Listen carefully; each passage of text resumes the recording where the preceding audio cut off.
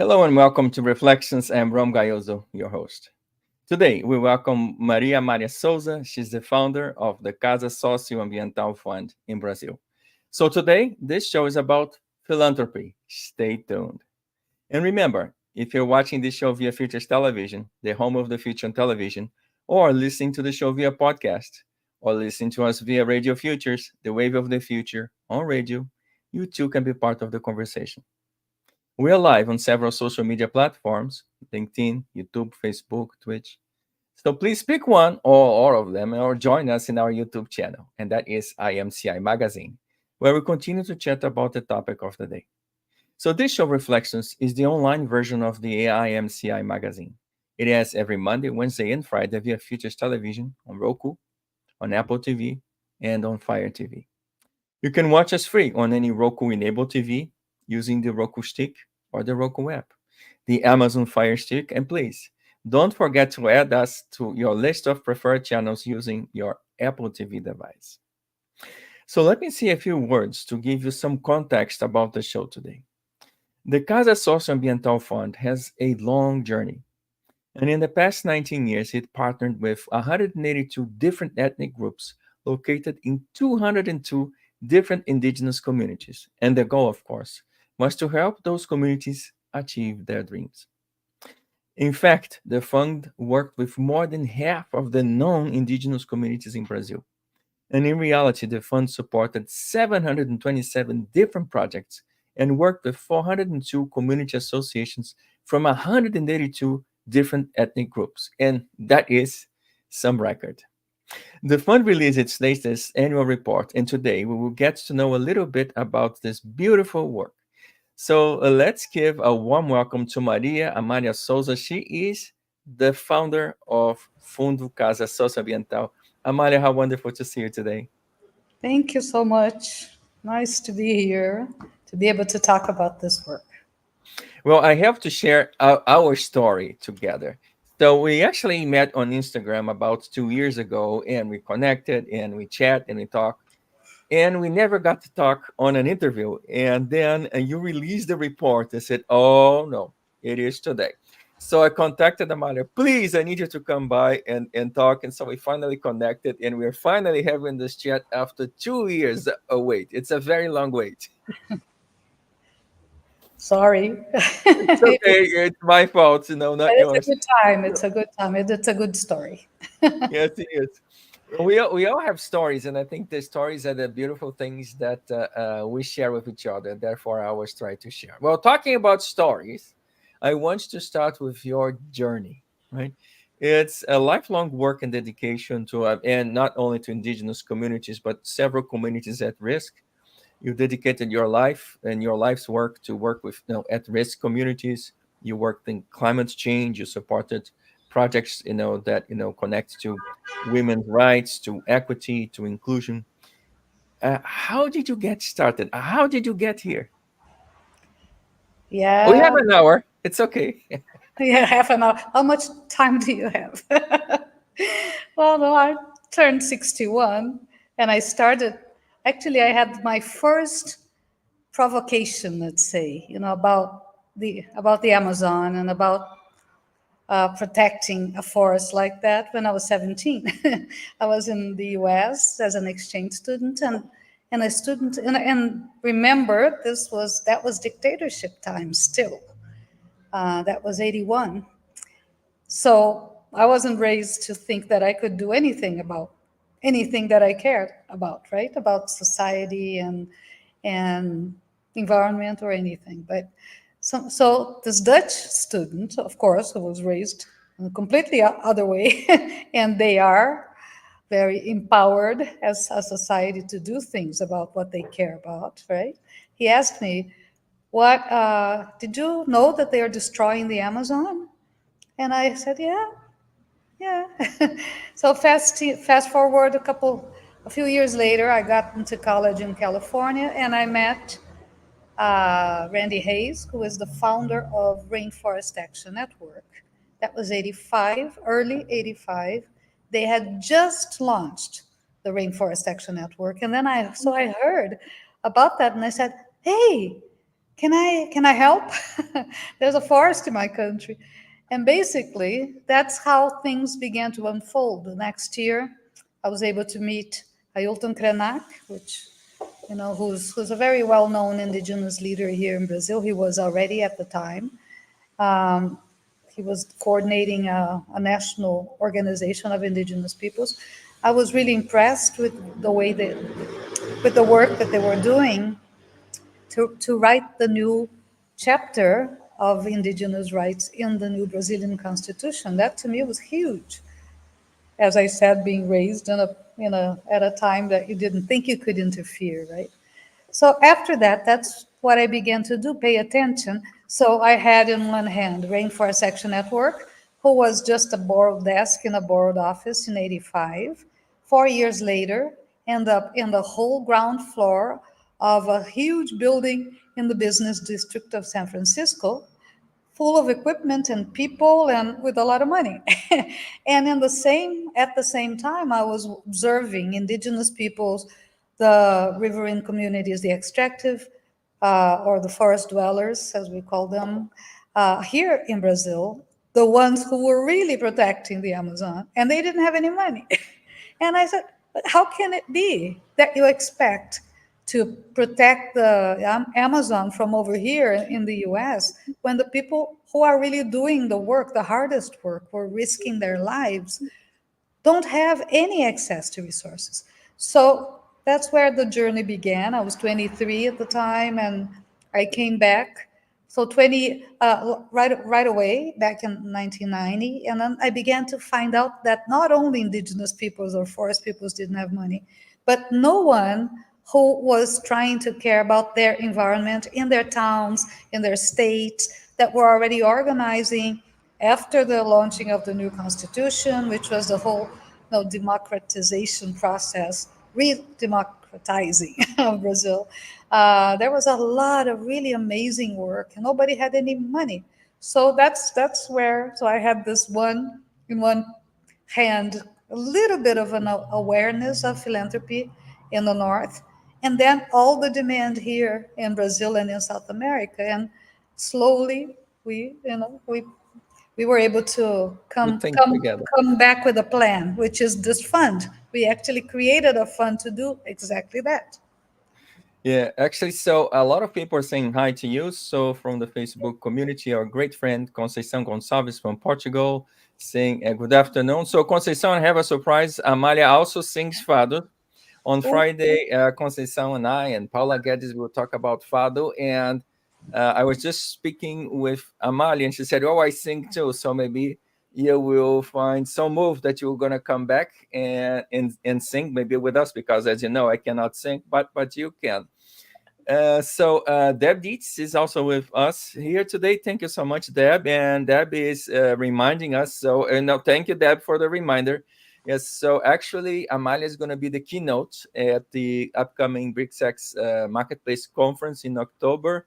And we're going to have a chance to hear a little bit more about the wonderful work you do. So, welcome, folks, from Facebook. And we are live also on television, so Amazon Fire.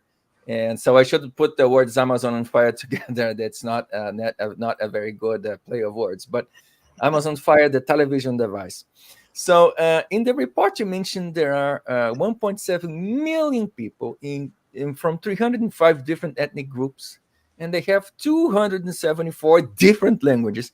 So how do you work with so many unique communities? What's your magic?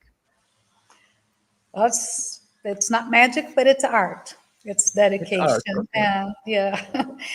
Well, first of all, because that relationship that started so many years ago just grew, right? I met many forest dwellers, many indigenous groups in my life as I was trying to find ways to connect them to resources, and so I would listen to their ideas and try to shape that into a proposal, connecting with the philanthropic field. So all of that were just built long-lasting relationships that started all the way back in the 80s, and we're still together. Actually, some of those indigenous leaders and persons that I met then uh, two of them are in our board right now. Severia Chavante, who I met 30 no back in '88. She's now in our board. So it's a very close and Second generation, yes. So you started with the first generation, now you're on the second generation, and you guys are still together. exactly, exactly. So that relationship builds because when you have trust in each other, that we're so that's the purpose of the Casa Fund, right? Is to build a bridge. We come, not only I come from this history, this background of relationship with indigenous peoples or other local communities from other biomes as well, from the Pantanal, from the Cerrado. I traveled a lot. I was always trying to see how do you resource that level of society that needs to be engaged because they are key to the protection of these important places, but that don't know philanthropy exists. They don't know anything about asking for resources or putting together a project necessarily, but they are very important to us because their knowledge in how to protect those places is what's going to help humanity to survive on this planet. Plain as that. So we needed to make resources get to them. So we invented another system. We were not waiting for them to ask. We, as I said, the founders of CASA were also environmentalists who were working on all different aspects and biomes like the Atlantic forest, the savanna, so all of the Caatinga, the Brazilians, and South American biomes, because many of them are cross-border ones, like the Amazon, that covers nine countries, right? Regions of 9 countries. So we had to work in cooperation, in networks. So we had already a lot of relationships and knowledge combined. And the idea, and at the same time, we were observing how philanthropy worked in the North. And of course, they were too far away to get access to that level of public, right? The true guardians of these places, they are out of the radar of big philanthropic structures. And even other structures that are mirrored, even local, but that are mirrored in the conventional philanthropic or foundation structure of that's quite top down in a way because it's very hierarchical. You have the board who makes a decision, you have the staff who go around and try to find good projects for them to fund. So it's all very distant from the population that we believed really had to be resourced fast and at a scale. So we devised a system that was able to meet them where they are. So not just money. So we will find them. We will say, no, are you ready? Do you have a group? Or do you have an idea? What would you like to do? And we help them develop the idea, develop a budget, um, and then also we offer the tools so that they can manage them correctly and according to the legal system of the country where we are, there are legislations that regulate an association of any kind, of any size, of any level, and so we help them with the tools for them to succeed. So that's the design, that's the art. Is it's the trust, the relationship, and the vision that without facilitating, without embracing the challenges, we would never be able to reach the solutions that we are all seeking. So we had to do it in a whole different way. And it's been proven over and over again that it's working. And this publication is a specific overview of our relationship with indigenous peoples and how we were able to fund over half of the ethnicities of Brazil just in the last 6 years. Just Yeah, we're because. going to get to that. We really are. Oh, So yeah. Sorry. I I'm wanted too to touch excited. on, I wanted to expand on one point that you made here. And in a different speech that you had, you were explaining this. And I think it's important that we make this point. So we tend to talk about, the biomes in terms of national borders.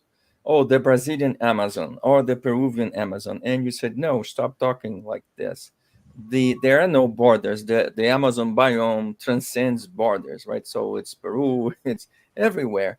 So I think the work you do is beautiful because you not only work with the local people, but you go over the border and you get other people involved and other communities involved. So we tend to think about, oh, this is a Brazilian problem, this is a Peruvian issue, this is a but you explain it's not. It's all of us together, right? So you have a very communal view of how to approach the biome or the environment, and how to work with its people. And I think that's important to mention here too. Yeah, I think this is the first. That's it's been even the Casa Fund in the last 20 years. We're turning 20 next January. We had the thing is, if you want to do things right, and if you want to make sure that the groups that you are trying to reach and support are reachable, and you have to go look for them. You know, you have to open spaces, you have to participate in these networks, in these conversations. So when we started as a local fund set up by local activists, we actually were set up as a South American fund because there wasn't any other structure that was set up like ours. And exactly, the biomes, uh, that thing of Brazilian Amazon doesn't exist, or Peruvian Amazon. It's the Amazon. It covers whatever territory it covers. It doesn't respect geopolitical borders. It's not like you can't save half of the forest or this side of the river. That doesn't exist in nature. And I think this is where we adapt, where we need to understand that if we want to find solutions to resource local communities, to protect a whole biome, it has to be all of them in all of the places where they are. It doesn't matter which side of the political border it is. So we started doing that in the beginning. And of course, our networks and relationships on the environmental work in the region were also very strong and tied to other people in all of the countries. So it wasn't very difficult to find the advisors, the group, the people who would help us find the communities that we should be funding. The thing is that eventually we knew that Brazilian economic system and bureaucratic structures, the financial structures, are not very open. And eventually, we thought that we might not be allowed anymore, or there might be some impediment for us to keep making grants across the border, even if it's south-south. And so we had a trial. Something happened at one point we were able to solve. And we were making those grants directly to Bolivia, Colombia, Peru, Ecuador, Argentina, Paraguay, Uruguay, Chile, all of them. Uh, but then we thought, why, if we were activists, right, actors in our fields, whose expertise was to understand how to protect those places, but we decided to set up a fund because we knew if we didn't do it, it wasn't going to happen at the scale that was necessary. Because we're talking about scale, like we need to fund as many communities as possible. They need to be engaged. They cannot be excluded anymore and be so vulnerable without anybody standing by them, with them, and supporting them in some ways. So we decided to ask other activists in the other countries if they wanted to set up a fund as well. And four countries said yes. They organized their experts and they set up funds. So now CASA doesn't have to be a South American fund anymore because now we have funds, not our funds, independent funds in Bolivia, Peru, Colombia, Ecuador, and that are operating, that are growing, that are making grants in local currency, that understand more in much more depth than anybody their own countries, their own cultures, and their own needs. And so we are growing this experience now, provoking other environmentalists in other parts of the global south mostly to set up funds that we can help with whatever we learned. We're actually offering for free, of course, making sure that we build the field of philanthropy in the global south. Great. So I wanted to actually, I wasn't planning to, but I wanted to kind of go back to one of the points you made. And I think it's important that we talk with transparency. So Brazil does a fabulous job at maintaining external borders and frontiers and legal frontiers. Yet Brazil does a very poor job at the demarcation of indigenous lands. So, can you talk a little bit a bit about this duality? So, we think we need to enforce the borders, yet there's no real effort to provide legal protections and create demarcation for the indigenous lands. How does that work? Well, yeah, there is supposed to be, border control in the country. But if you Mhm. go deep into the Amazon, those borders, at least, in the last few years, haven't been very well secured. So that's why we have so much invasion, so much violence. And it's the indigenous peoples in those places that are protecting our borders for us. I think this is extremely important to understand because their territories are being invaded by illegal everything, crossing borders from the neighboring countries. In the middle of the Amazon, this is very easy to do, of course, because it's really difficult to enforce those borders. So yeah, Brazil is okay, but not really that great. Now, the thing with indigenous territories is the whole completely crazy wrong concept of development that most of our governments, no matter what party, come in, come in believing, right? That you have to grow, grow, grow, grow, industrial growth. So for a long time, I don't like the term developing countries Mhm. because that doesn't mean anything, right? What developing supposedly means that all of us want to become more industrialized. But we've already proved now, we look around, look at the destruction of the environment, the destruction, the climate change is such a huge proof that this is not the way to go, that we are eating up our planet and we're creating so much waste that we're killing everything and life on this planet, including ours. And if we're going to stay here, we need to change the way we live on this planet. That is what indigenous peoples have done. That's why when you look at the maps, the satellite maps of the planet, 80% of the forest planet is indigenous land. That should be enough for us to respect those. And the way that they protect it is by the way they live, by their culture, their relationship, their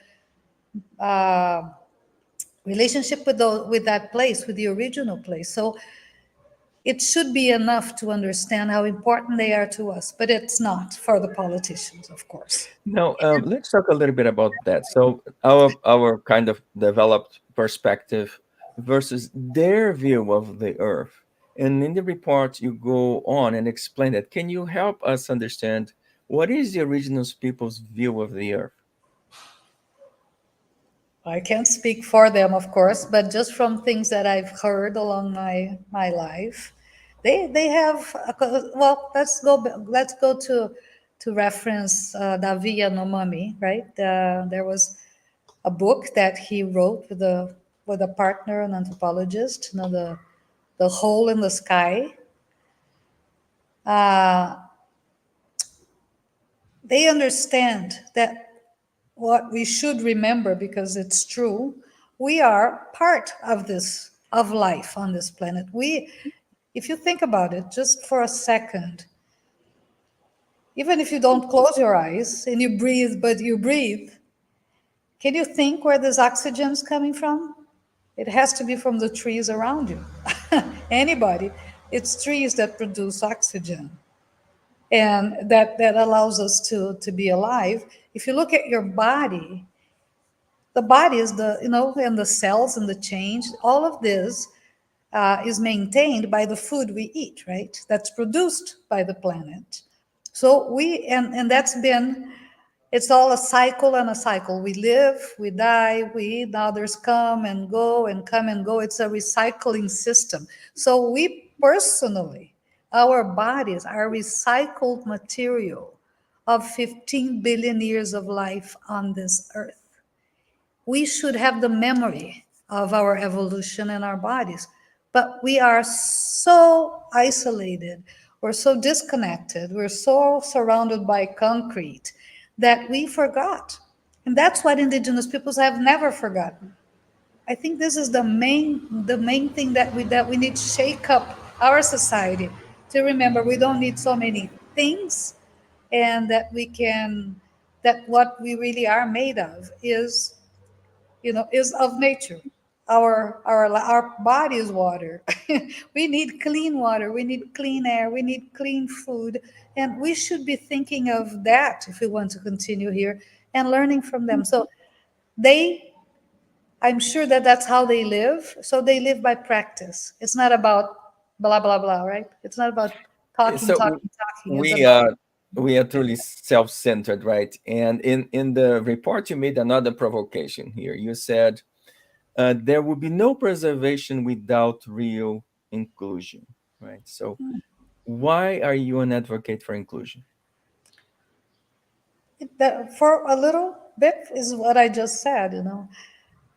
If just scientifically already proven that indigenous peoples are protecting the the places on this earth that produce life, that maintain life, and they know how to do it. They are scientists. The Amazon is not just a bunch of trees that came out of nowhere.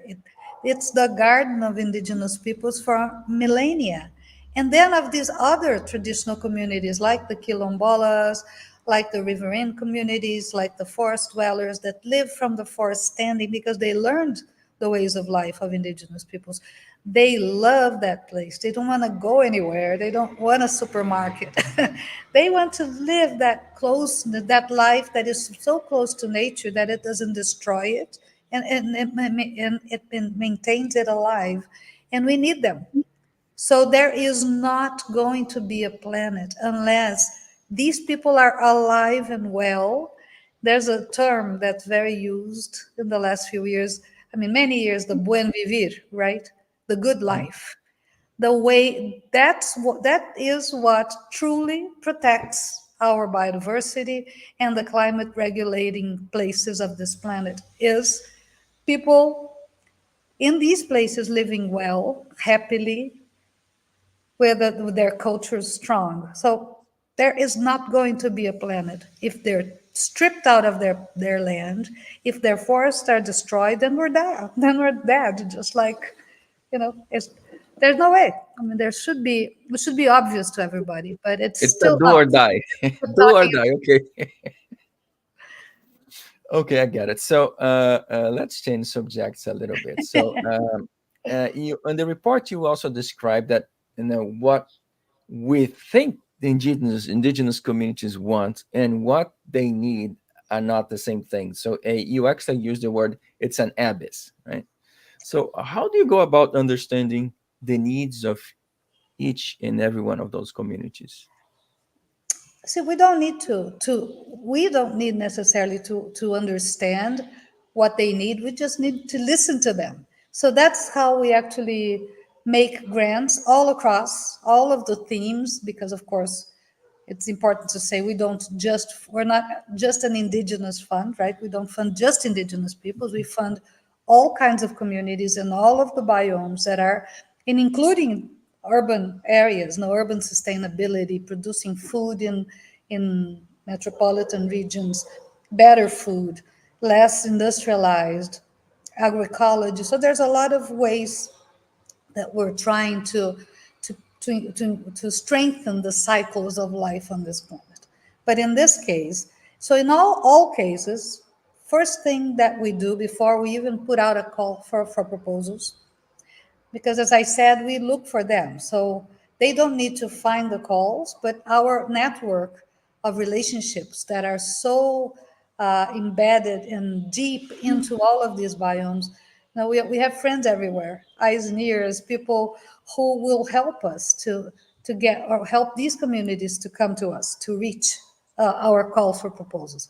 But every time that we secure some funding, because we need to raise that money to be able to make the grants, we will then begin a consultation. So our grants, the ones that we get, are many times restricted to a territory or a population. So maybe A lot of the funds are for Amazonian indigenous peoples, or sometimes this part of the Amazon or the other part. But so we will respect, of course, that, and then we will consult broadly.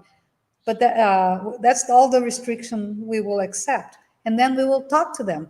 What do you need right now? So we have money for you. What is important right now? What are your priorities? And once we hear that, that's when we actually write the call for proposal, after we heard what the needs are. So that's already reflecting what they need. And there may be a number of things. It may be regenerating a territory, part of their territory. It may be protecting their their land, self-demarcation. There's so many possibilities. So all of that will be included in the criteria, and then we will do like a grading matrix so that we don't have to make decisions out of our subjectivity. I like this one better, I like this group better. We remove that, we create a matrix, a grading matrix that matches the criteria that we announced. And then someone will receive the proposal and will check against the matrix, and the higher the grading, no, the higher points they get, and that's how we approve the project. And that way, we can also tell the groups, we didn't meet this criteria yet, but you can next time. Maybe you're just missing that. So we are very embracing and welcoming, and want to make sure that these groups understand that they are the ones that are important to us. That it's not about the money. The money is only important if it is in their hands to do, to protect their lives, their territories, and in consequence, our lives on this planet. Okay, let's expand on that a little bit. So you explain, the way you work, and that you guys have, eyes and ears and feet on the ground, and how you're connected to all of them. Yet, when I go to the report and I see there's this Human Rights Funders Network report, and it says that over 75% of the funds allocated to those communities are managed by entities far away and without any local connections. 75% of the funds managed by people who actually are not there, have no connections, don't have eyes and ears or feet on the ground. Uh, mm, can you explain how does Yeah. that work? Well, what exactly the report says. It's not exactly about this group. This Mm, group, nobody accesses. Nobody, they can't, except us, the local funds. Other local funds. Brazil has several different kinds of funds, like the Brazil mm, Human Rights Fund, the Women's Funds, the LGBT Fund. There are many other funds. CASA is specialized in making these kinds of grants in larger numbers because of the design. But what that report says, it's called the trust gap, the troubling lack of direct, flexible funding for the global South and East. That's what the study is. And it's actually, we used a more conservative number, but it's 88% of all the dollars that are donated by philanthropy in the global north, that are which are allocated or supposed to reach the global south and east, are managed by structures in the global north. So they don't make grants to us who are here, locals, necessarily, not in the numbers that we are capable of managing, because probably they don't trust that we have that capacity. Although we've been doing this for 20 years, we are audited by top auditing companies from the very beginning. We have proven over and over that we are transparent, accountable, all of us. Still, the money, the bulk of the money goes to to the very, very big international NGOs, or to the intermediary funds of the North, based in the US, mostly in Europe, and for them to try to groups, movements, social justice, whatever, in the global South.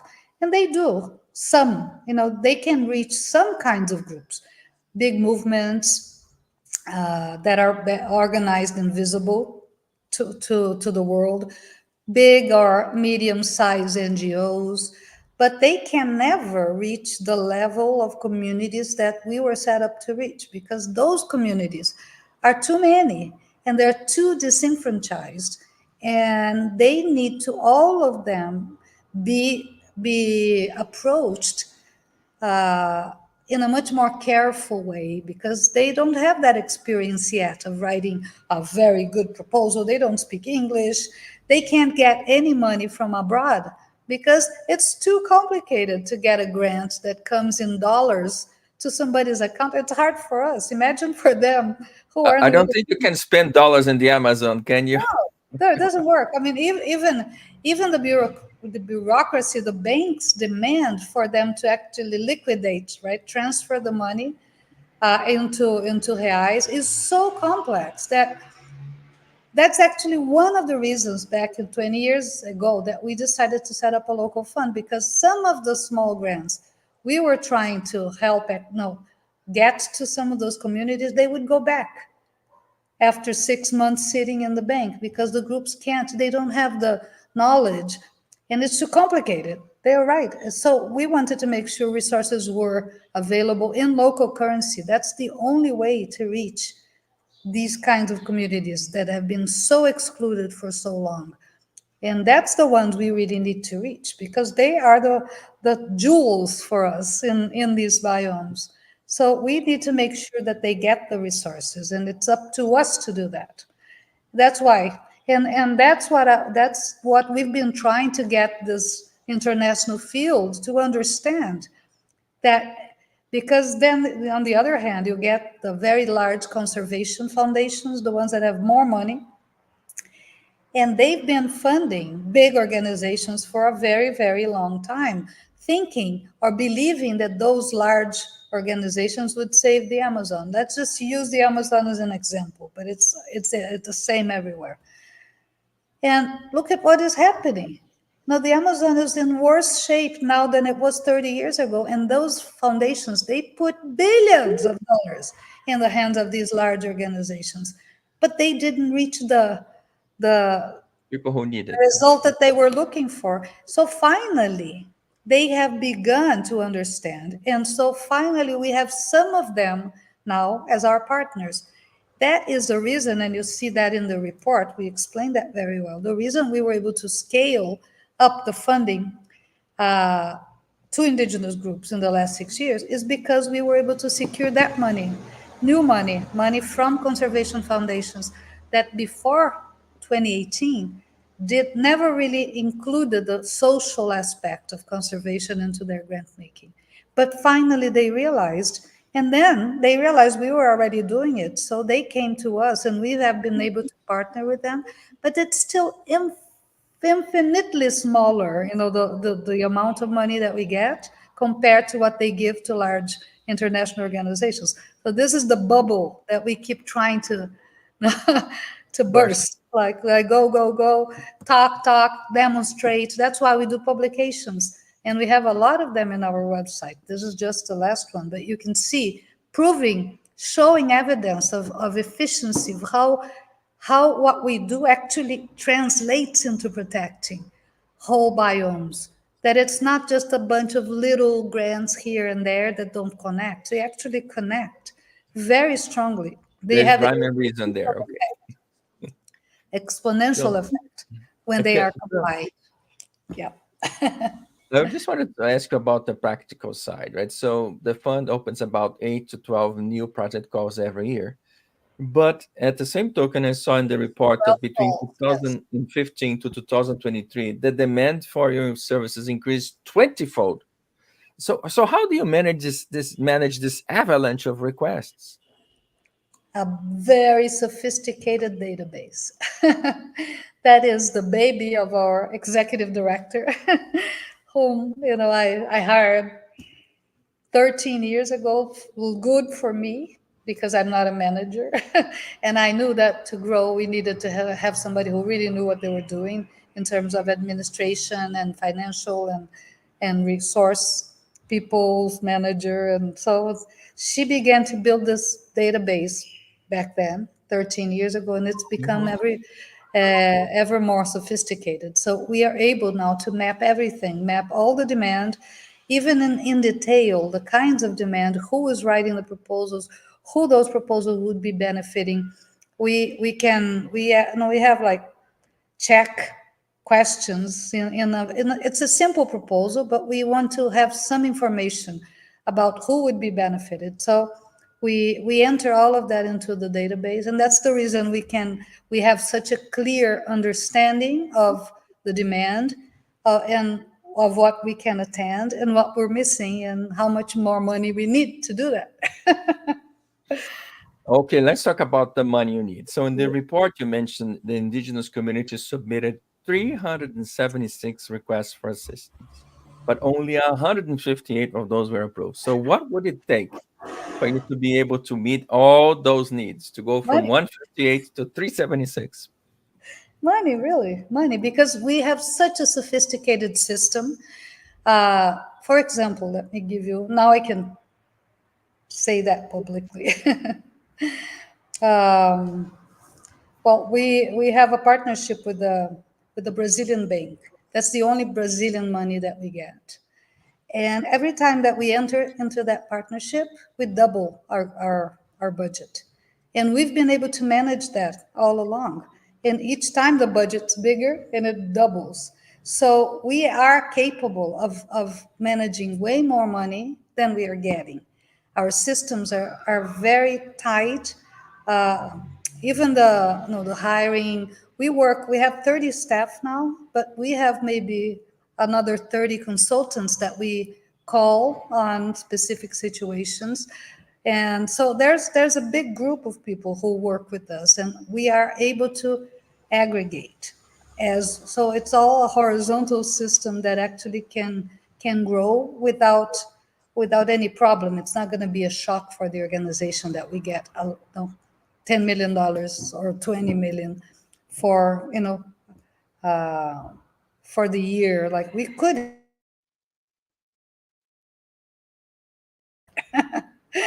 and that's why we can't really respond to all the demand. And those numbers are what we're trying to use to convince funders that we're ready.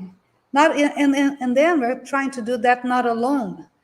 In Brazil, we are co-founders of the Rede Comoá, the Comoá network, which is a network of other funders like us, local social justice funders, like for human rights, for women, for all racial equity, for all of the causes of society. We are 17 funds members of the Comoá network.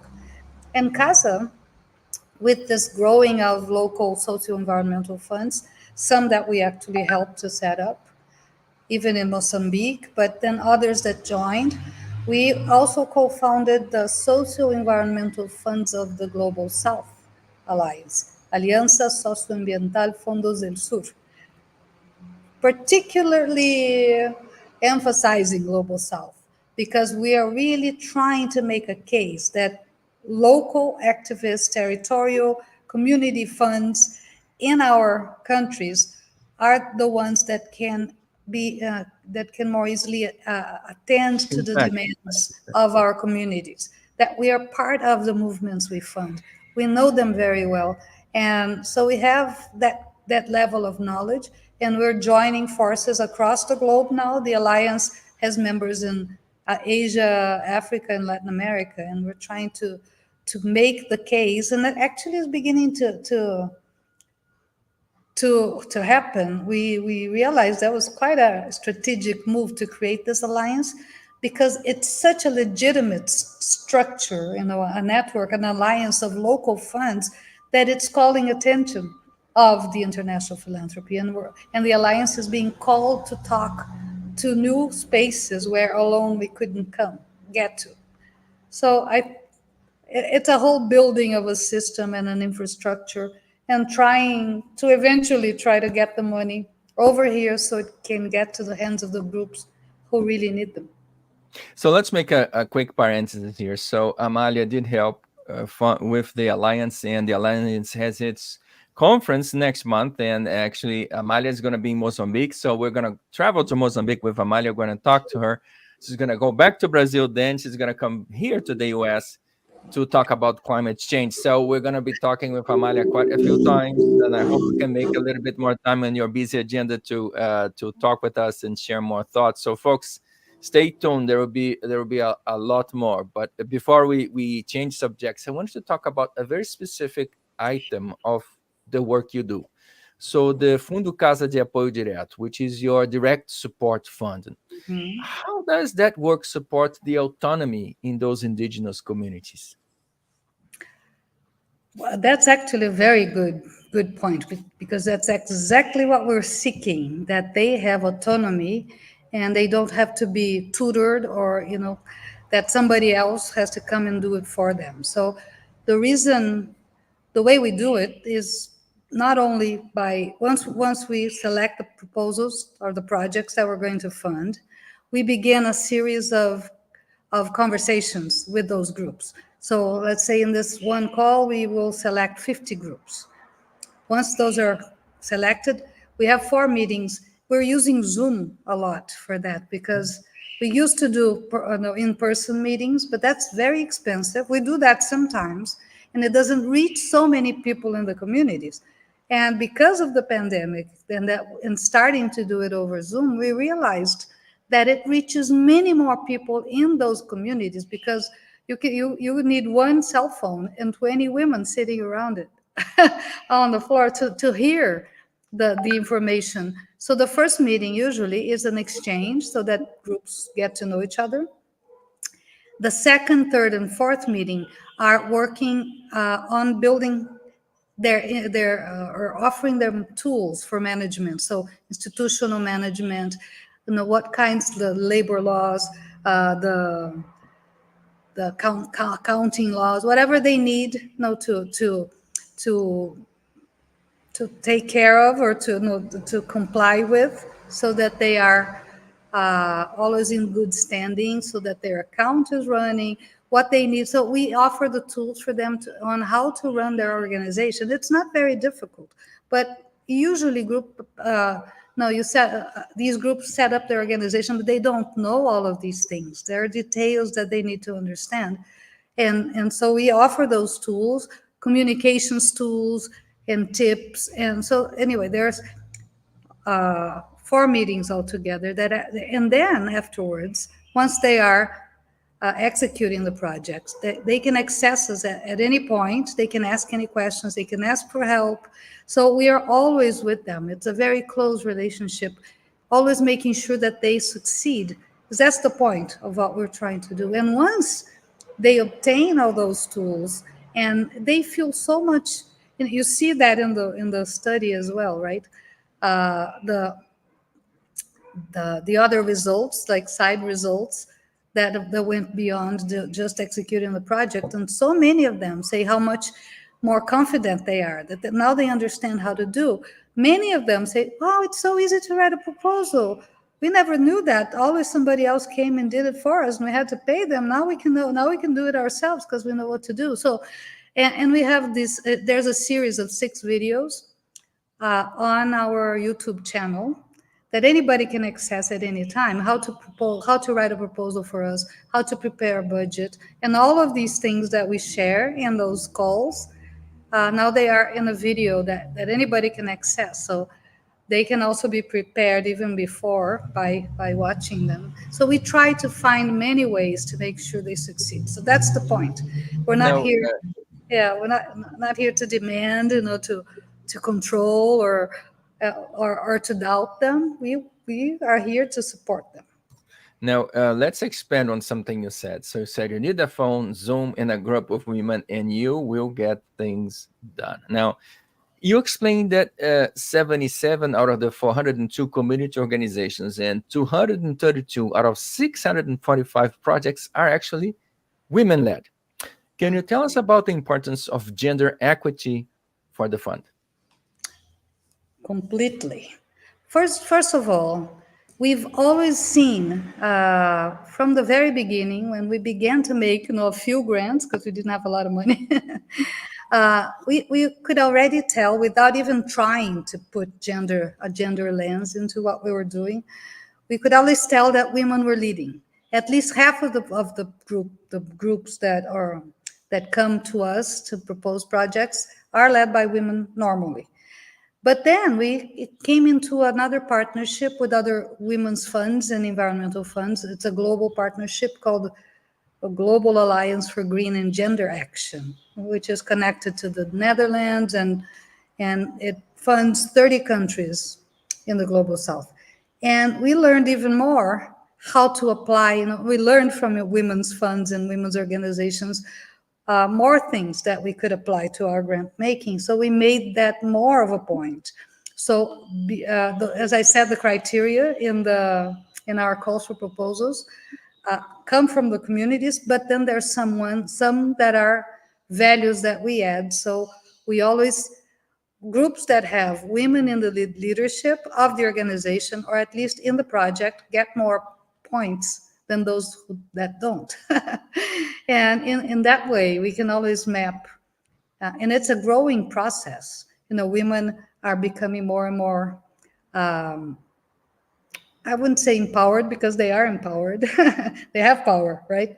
But they are more encouraged to be part of the organizations, mostly because they already are, but because we encourage them, making that a criteria in our calls. Well, that's actually an important point. You make it a criteria, you make it happen, right? So actually, you work mostly on climate change, indigenous people's rights, and activist protection. So why did you select those main three areas? I know it's not all that you do, but you focus on those three. Why?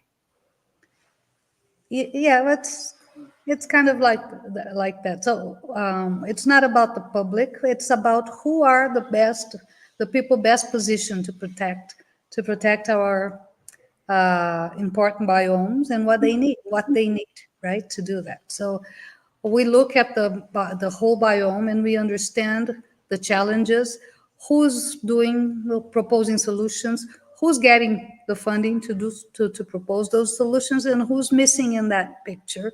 Usually that's how we try to set up our grant making systems. There are two realities. Either communities, although they are vulnerable, some of them are not in areas with land conflict yet, or hopefully they won't be. No, they have land demarcated. They are inside I don't know, sustainable development reserve, or an extractive reserve. There are some figures like that in our legislation that allow people to live in there and live from the products of the forests. And so we call that solutions-based approach. So we will get proposals, for example, to put a solar panel in a community association, so the women can, and then some equipment. So, for example, there's a project in Gurupava, up in the Amapá state, all the way in like days on a boat to get there. And they wanted solar panels, and they wanted some equipment so that they could produce the juice of the acai, because they were selling the seeds because they couldn't process them. And just with that, their income improved 80%. So it's a women's association. Now they sell it to the schools where their kids go to school, because there is legislation that the schools need to buy from local producers. So you see, with a very small investment, the change that happens in that community. And we also have what we call the rights-based approach. It's a whole other way of making those grants, because there are territories that are very threatened by many problems, maybe a hydroelectric dam being pushed into their territory, or they're invaded by illegal miners, illegal loggers, illegal land grabbers, like all kinds of problems. And they need to stay together to understand what laws protect them, what structure in the government protects them, which exists actually. And it's the public attorney office that has the responsibility to protect traditional communities. and their land. So there's a convention that Brazil has signed, the International Labor Organization. The convention is the 169. It's the free, prior, and informed consent. So communities that are in territories that are being approached for any kind of development project or anything, they have the right to be consulted. So we have funded many communities that developed a protocol for consultation, because the government many times actually deceived them, saying, signing a paper saying they were consulted and they agreed, when that wasn't true. So now these protocols define how that community wants to be consulted by the government. And so that's a very important tool for them. And of course, there's another area and another publication we launched in April, our Rapid Response Fund. There are a lot of these people who unfortunately are, whose lives are threatened, because they are very strong voices in protection of their territories and ways of life. And there's a lot of illegality, a lot of danger. They're in very dangerous territories, hostile territories. And some of these leaders, the ones that voice most, their lives are constantly threatened. And many times we actually had to set up a program to help remove those people immediately when the real threats happened, and resettle them, support them when they were away, support the communities. There's all kinds of ways also that we have been working with those communities to protect their lives. So unfortunately, it's not all a pretty picture. It's not all, oh, let's just fund the solutions and everybody's going to be fine, because it's not like that, right? There's a lot of interest in those territories, and that's why those lands are undemarcated, because there's always somebody believing and even spreading A the word. land grab, yes. Yeah, well, that we need to develop the Amazon. That means cut it down, right? Let's cut it down. Let's set up soy farms and cattle farms and palm oil farms and whatever. Take over the territory, plant monocrops, and then you kill the forest and you kill everybody who's there, and you are gonna kill the whole of humanity and every living being who lives on this planet. Because without the Amazon, without the big forest, without the pampas, without all of our biomes, the cerrado, the savanna, is one of the most threatened ecosystems here in the country, and it's barely, no, people barely hear about this, but it's a very important forest. All of life is connected. One feeds into the other. The waters of the Amazon basin, not the river, the Amazon River, because that comes from Peru and Ecuador, and it comes across. But all of the other waters that flow into the Amazon, they come from the Cerrado. That's the birth water. And all of the waters that go to the south of Brazil also are born in the Cerrado.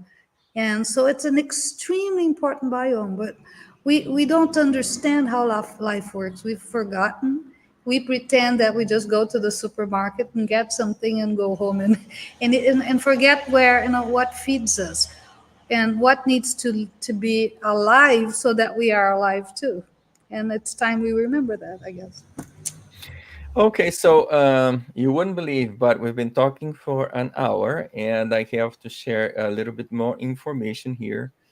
So let's start by visiting the Fundo Casa. So, folks, this is I'm sharing here.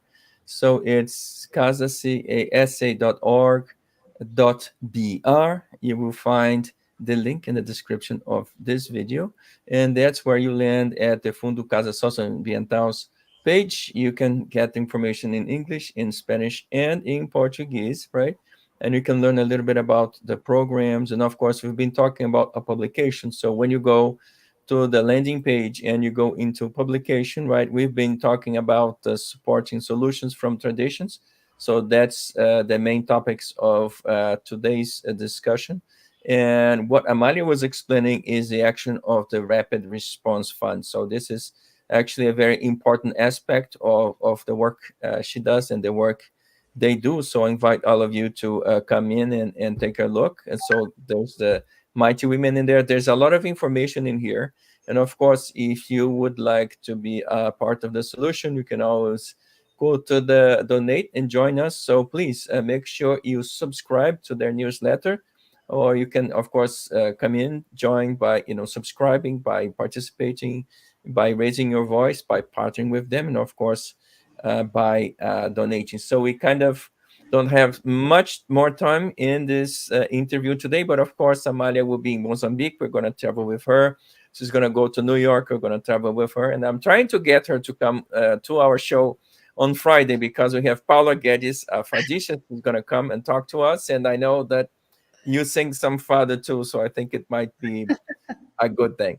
So, what are your final messages and your final thoughts for our audience today? Oh, I think every time we breathe, just remember where that air comes from. Remember where your food comes from. Remember that we are part of this planet, and do whatever you can. Any little thing counts, and just to be connected and continue, and help in any way in your community.